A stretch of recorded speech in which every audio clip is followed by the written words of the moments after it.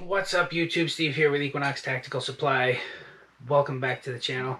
It's been a while, but as you could probably ascertain from the title of the video, today we're going to be talking about the RareBreed FRT-15 trigger and the Wide Open Enterprises WOT trigger. These guys are in litigation right now. The owner of RareBreed is suing Wide Open Triggers and Big Daddy Unlimited because they say they infringed on their patent. So in the beginning, the owner of RareBreed Triggers knew one of the managing members of Big Daddy Unlimited, and they came to an agreement saying Big Daddy Unlimited would be the exclusive distributor for the RareBreed Triggers.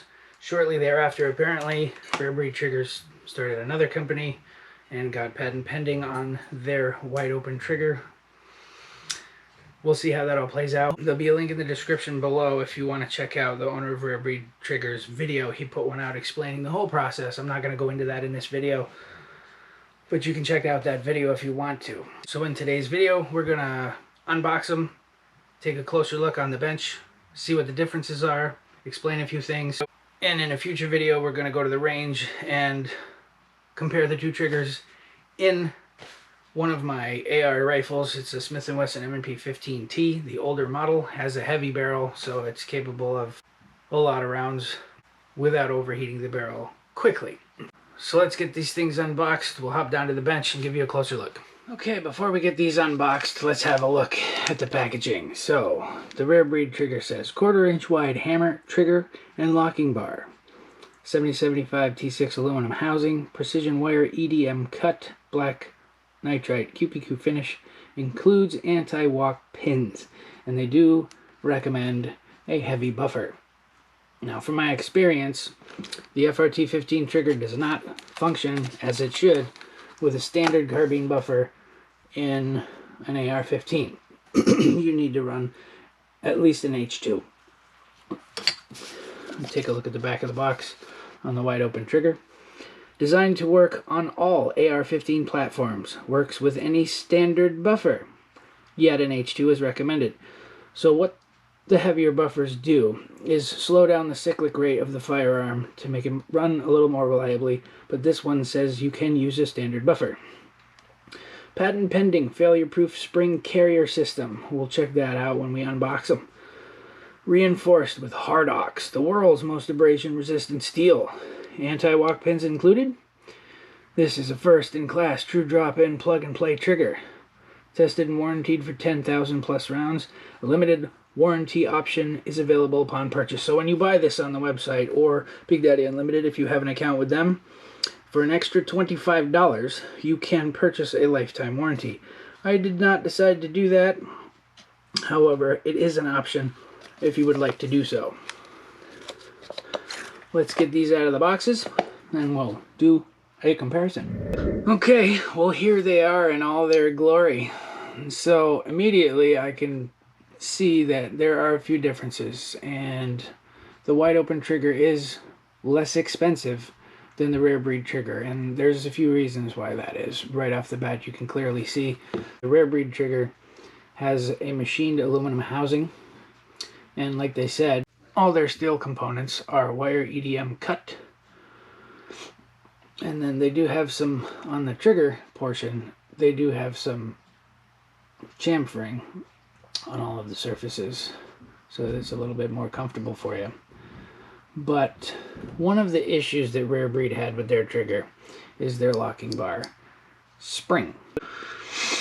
One of the things that gunsmiths across the country, including us here at Equinox Tactical Supply, did initially, what the problem was, there's no way to limit the travel of the locking bar on the FRT trigger, and depending on variances in bolt carrier groups and stuff, it was possible to push this too far. You really only have to go about that far to unlock the trigger, and yet it goes that far. So the problem was, if you can see the little spring in there, it would get kinked when the locking bar went too far forward, and eventually it could actually break the spring and make the trigger non-functional. And one of the things that we in the gunsmithing industry did was use a Dremel with a small ball mill and remove a little bit of material from the locking bar so that it would allow the spring to move within it without kinking the spring. The newer RareBreed triggers have that done to them from the factory to try and alleviate that problem. Now let's take a look at the wide open trigger and compare the two. So right off the bat you can see, I don't know if it's metal injection molded or cast, but you can see some markings on here that would say they're either MIM parts or cast. You can see the casting marks on the hammer, on the trigger, and like right here along the edge of the body. But you can also see that they've made some changes. So the RareBreed trigger has one single pin for the locking bar. Here we see 3 pins. 1, 2, 3. And if you look in the back, there's a 4th pin. So what Wide Open Triggers had done is they put their locking bar on a guide rod. So even with it pushed all the way forward as far as it'll go, it won't compress the spring all the way. And you can't kink the spring because it's on a guide rod. And it looks like they've included a nylon washer in there to alleviate some of the wear metal on metal parts.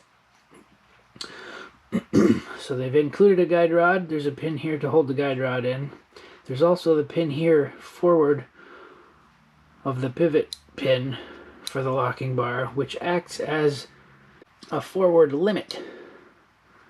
It can't go any further forward than that pin. It doesn't probably need to be there since they put their spring on a guide rod and it's not going to kink anyway, but as a precautionary thing, they also included a forward travel limit pin as well. Now, I'm not going to disassemble these, but the trigger portion of the FRT-15 trigger is one solid piece of steel, whereas in the wide open throttle trigger, I don't know if you can see it in there, but the inside of the hump on the trigger is hollow. And it looks like, if you can see the variance in color there, they've added a hardened steel portion on the front of the hammer to no doubt aid in longevity. For the most part, an outward appearance, aside from this obvious recess here, they honestly look very similar to one another in form and function. One of the things that RareBreed touts as being on their patent is the fact that the hammer is what resets the trigger, and that's exactly how this one works as well. The bolt carrier comes back, resets the hammer, pushes down on this lobe here, and resets your trigger. And you do have to run a full auto bolt carrier group with these triggers. Now, if you don't know what that means, I've got a couple bolt carriers here for comparison. The one on the left, the black one out of my Smith & Wesson, is a semi-auto bolt carrier. This nickel boron coated one on the right is a full auto cut bolt carrier. So this surface right here is what would interact with your auto sear if you had a select fire M4 like we have in the military.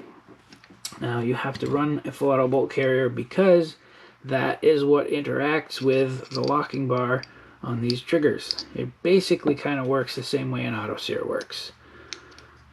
That's going to push that forward. When your bolt goes all the way home, it'll unlock the trigger, which will allow you to pull it again and continue to fire very quickly.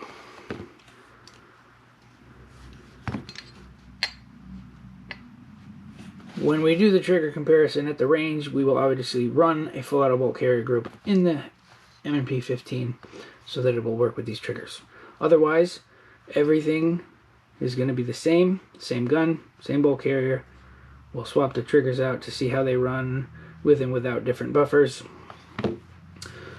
I'm assuming this one's probably going to work with a standard carbine buffer, where this one we have run into issues where it didn't want to work properly unless we added a heavier buffer. And then if you continue to add weight and change out the buffers, the cyclic rate of the firearm slows down. Well, there you have it. A quick down and dirty benchtop overview of the differences between the both triggers, what they look like, how they function. And in an upcoming video, we're going to be going to the range with both triggers and one of my AR-15s, and we're going to swap them out, see how they work. Should be fun. That being said, if you enjoy the content here on the ETS channel and you would like to help support us, we have a Patreon page. It would be awesome if you could donate even like $1 to the channel, because these videos where we send a lot of rounds downrange cost a lot of money. As we're recording the content right now for the video, it is September 27th, 2021. Ammo starting to trickle in that we've had on back order for months and months and months, but it's still not readily available. We can't just go out and buy exactly what we want. If and when it is available, it's still somewhat overpriced right now, so any financial donations to the channel is greatly appreciated, because then we can bring you more consistent content more regularly if we can afford to do the videos. We've got some cool stuff lined up in the pipe coming down.